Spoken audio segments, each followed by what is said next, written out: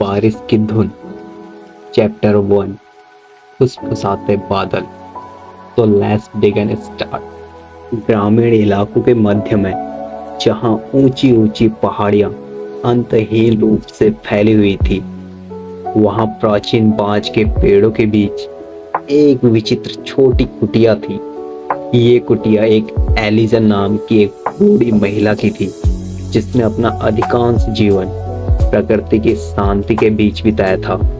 उसके झुर्रीदार हाथ अपने बगीचे की देखभाल करने और हर साल गुजरते साल के साथ मौसम को बदलते हुए देखने में बिताए वर्षों की कहानियां सुनाते हैं। एक विशेष रूप से बादल भरी दोपहर में, जब एलिजा अपने खिड़की के पास बैठी उनमें से ढकी पहाड़ियों को देख रही थी, तो उसे अपने भीतर प्रत्याशा की एक परिचित भावना महसूस हुई।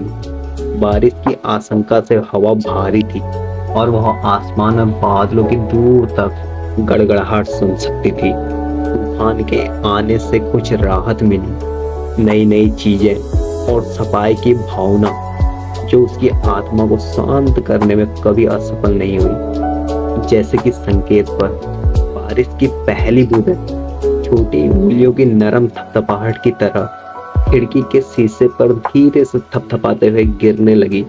एलिजा ने अपने आंखें बंद कर ली और सुनने लगी, जिससे ध्वनि एक कोमल लोरी की तरह उस पर हावी हो गई। बारिश की धुन सिर्फ एक प्राकृतिक घटना से कहीं अधिक थी। यह यादों की एक सिंफनी थी। हर बूंद में अपने साथ बीते दिनों को गूंज लेकर आती थी। अपने मन की आंखों में वो खुद को एक यंग लड़की के रूप में देख सकती थी, जो अपने भाई बहनों के साथ बारिश में डांस कर रही थी। उनकी हंसी गिरती बूंदों की लय के साथ मिल रही थी। वो अपनी माँ की आवाज सुन सकती थी, जो उन्हें बुला रही थी, उन्हें ठंड लगने से पहले अंदर आने का आग्रह कर रही थी। लेकिन उन्होंने कोई ध्यान नहीं दिया। वो इस तरह की छोटी छोटी बातों की परवाह करने के लिए पल की खुशी में खो गए थे। जैसे जैसे बारिश तेज होती गई, एलिजा के विचार उसके दिवंगत पति विलियम की ओर मुड़ गए, जो 50 सालों से अधिक समय से उसका निरंतर साथी था। साथ मिलकर उन्होंने शाब्दिक और प्रतीकात्मक दोनों प्रकार के तूफानों का सामना किया था, और सबसे अंधेरे समय में भी एक दूसरे के आलिंगन में ताकत पाई थी। हालांकि अब विलियम उसके साथ नहीं थे, लेकिन उनकी उपस्थिति में उनके घर के हर कोने में बनी हुई थी।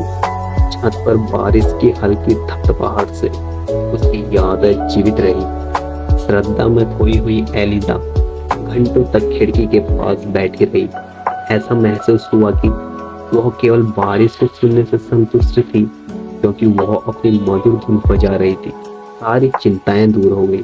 उनकी जगह शांति और सुकून का एहसास हुआ, जिसने उसके दिल को पूरी तरह भर दिया। तो this is the peaceful story of the melody of rain, और उसका चैप्टर नंबर 1, फुसफुसाते बादल।